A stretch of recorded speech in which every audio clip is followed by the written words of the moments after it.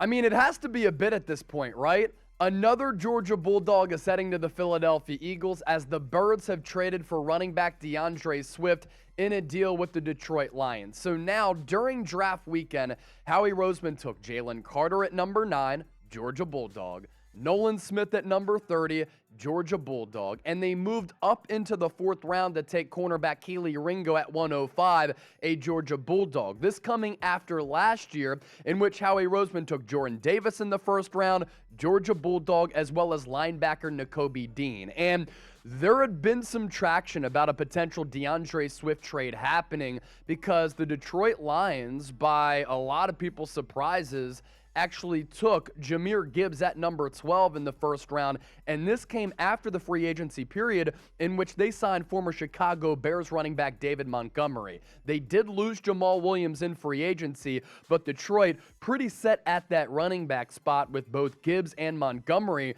and they trade DAndre Swift away. This is a move that I really like for the Philadelphia Eagles, and we're breaking it down here on Eagles Now. I'm Chase Sr. Thanks for joining us. Before we continue to dive in, if you like the trade for DAndre Swift, Philadelphia native, by the way, as he comes back home, I want you to hit that thumbs up icon and like the video. If you don't like the trade, I want you to comment why. And of course, as you venture down there, this is why you subscribe to the show. Anytime the Eagles have made a pick throughout this weekend, we've been quick to break it down. They trade for DAndre Swift, and here we are once again. Let's get to the trade details here.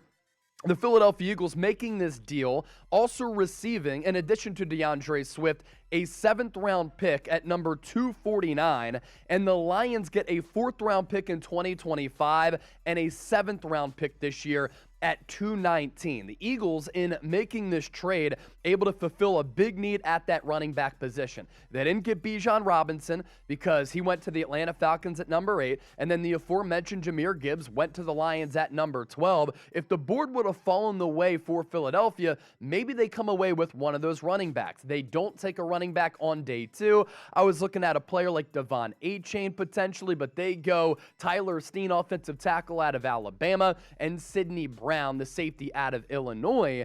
And instead of going for a rookie running back to get significant carries, in addition to Kenneth Gainwell, Rashad Penny, Boston Scott, maybe even Trey Sermon if he's in the fold, but the trade for Swift might have him on the outside looking in. They go with the veteran running back who has always had a lot of potential in DAndre Swift, but he's had these nagging injuries and hasn't quite been able to fulfill the expectations of being a 2nd-round pick out of Georgia back in the 2020 NFL Draft.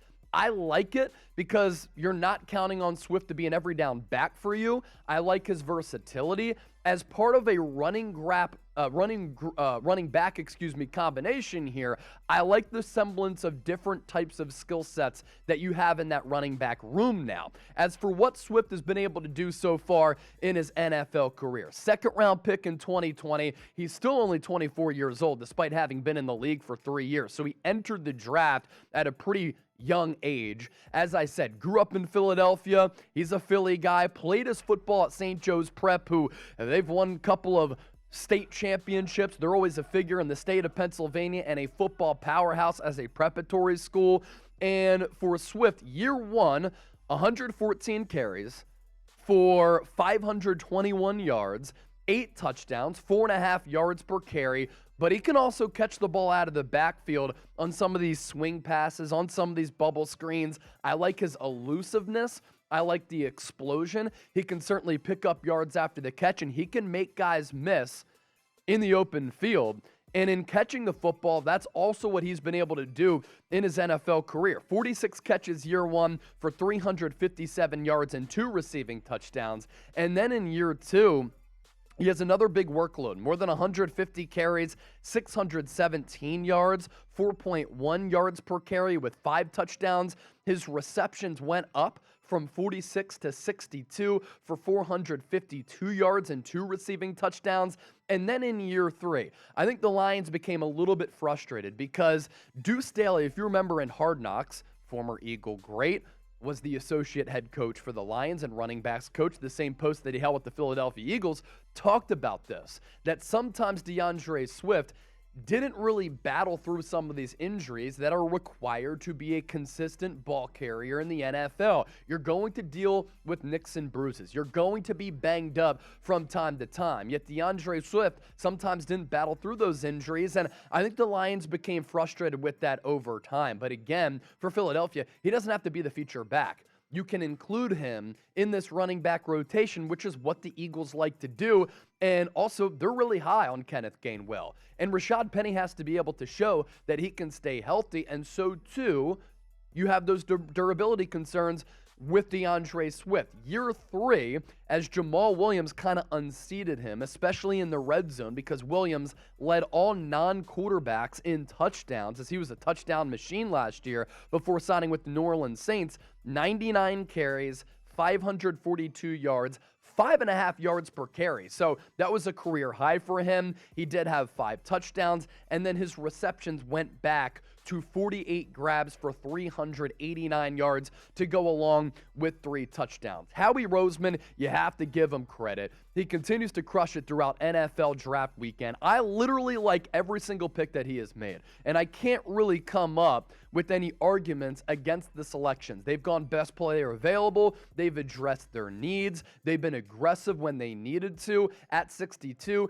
there was value in them trading back so that they could get 2 picks back-to-back at 65 and 66 in Tyler Steen as well as Sidney Brown. And this Georgia connection, it's becoming hilarious. I've seen a couple of great tweets out there. Some people have said that Kirby Smart is the director of pro personnel for the Philadelphia Eagles. My boss man, James Yoder, actually tweeted me really funny, something really, really funny. He gave me a picture of Howie Roseman, and he said, breaking, the University of Georgia has filed a restraining order against Eagles general manager Howie Roseman because the Georgia pipeline is there. And I was just asked this moments ago before I hopped on the mic here from our executive producer, Sam Brown. He's like, is there some type of internal connection that has linked the Eagles with the Georgia Bulldogs? And not really, but I jokingly said this. I think that after Howie Roseman has seen some reaches on some of these draft selections over time, Jaquan Jarrett, the safety out of Temple, when they needed to fulfill a need, he ended up being a bust. Marcus Smith, you needed an edge rusher that year. You reached on him out of Louisville because you drafted need instead of best player available. And then lastly, the straw that kind of broke the camel's back was when the Eagles drafted Jalen Reagor over Justin Jefferson. They needed a wide receiver, and they went with a prototype that they were looking for in a guy who could kind of be a gadget guy who could also play special teams, and they ended up whiffing massively on that selection. So I think that really forced Howie Roseman to sit back and reevaluate how he looks at some of these draft picks.